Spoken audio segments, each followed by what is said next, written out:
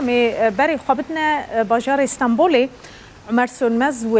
جمرة ببيجا كاروش لاسطنبولي تشاوايا عمر لورجي شلي وباران يانجي برف هيا نينا و هاتنا گشتياران جبو سري سالا ايسال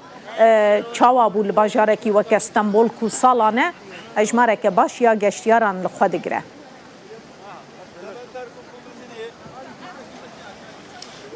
دم باشویدار هلبت استانبول وکی باجارم باکور نبود کو برف لبباره و برف کزیده لبباره لبلی هم تکارم بجن کو حسرت استانبولیان هر برف بو افجی دو بشف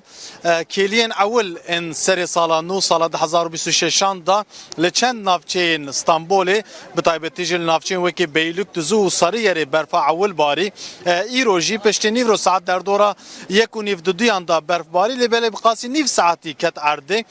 پشتی کو سکینی جي يكسر طاف دركت روج دركت وبرف جي حاليا زيد العرض خوياناكم بس افدرينا مثلا من ميدان تاكسي منن لفيدري هناك العرض ماي بيجو مانجبو توريستان جي جبو ولاتيان جي دي من خوش درت كيفن اولي او يشتن وين خود جرن لفيدري جبو بيراني نه وين دكشينن فيديو تومار دكن وسر حساب خويا مديا جواكي جي بلاف دكن بفي اواي كيف وشاهيه كي هي بريا كل طاف دركت روج دركت امكان بيجنكو هوايا اسطنبول گلکی صار بو يعني دبن صفري ده حتى دو سي بليجي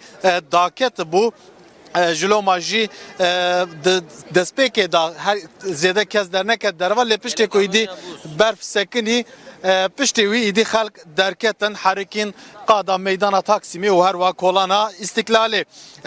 تگوتن کو لگوری مترولوژیا ترکیه و ساعت نافبره یک و حتی 5 دانه ایواره جی اگر ایکو برف بباره دیسا اشته چواره کرن کو لسیزده نافچه استانبولی برف بباره بگومان بارین برفه دبست سدما ترافیک که زیده جی خیلی وی که دما کوام لیدرن جبر سرسال کسین کد خواستن سرسال خوشی لباجار استانبول در باس بکن او جی ام تکارم بیجن کو به هزاران گشتیار توریستن بیانی جی سردان استانبول کرنن دوش بشف جی خل میدان تاکسیم به هفرا بولاتین ترکیه را لوی در سرسال پیروز کرن دما کوام لیدرن لگوری 11 مهین اول سال 2025 هم ها داوی سال 2025 نات یش کرن لبل بگشتی د سال 2025 da 17 milyon و 500 هزار گشتیار سردانا استانبول کرنن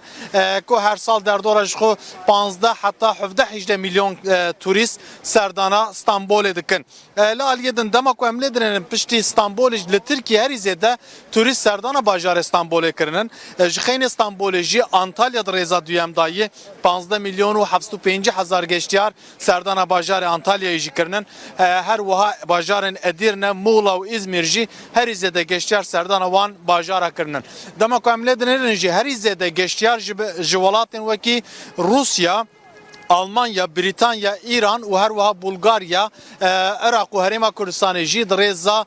حشتو نهاندا جی دگره هر وها 11 مهین اول سال 2025 دا جی بگشتی 5 میلیون و 57 هزار 225 گشتیار سردان باجارن ترکیه و باکور کرنن آرمانجا سکتور توریسم یا ترکیه و بکو د سال 2025 دا 65 میلیون توریست سردان ترکیه بکن و هر وها بقاس 65 4 milyar dolar jî daha teke bi dest bixin amarê meha donzdan jî wê di nava çend rojan da wê bê eşkere kirin lê em dikarin bêjin ku li meydan li ciyên turîstîkên Stenbolê hejmareke zêde geştiyarên biyanî ber bi çavin bi taybetî jî ji welatên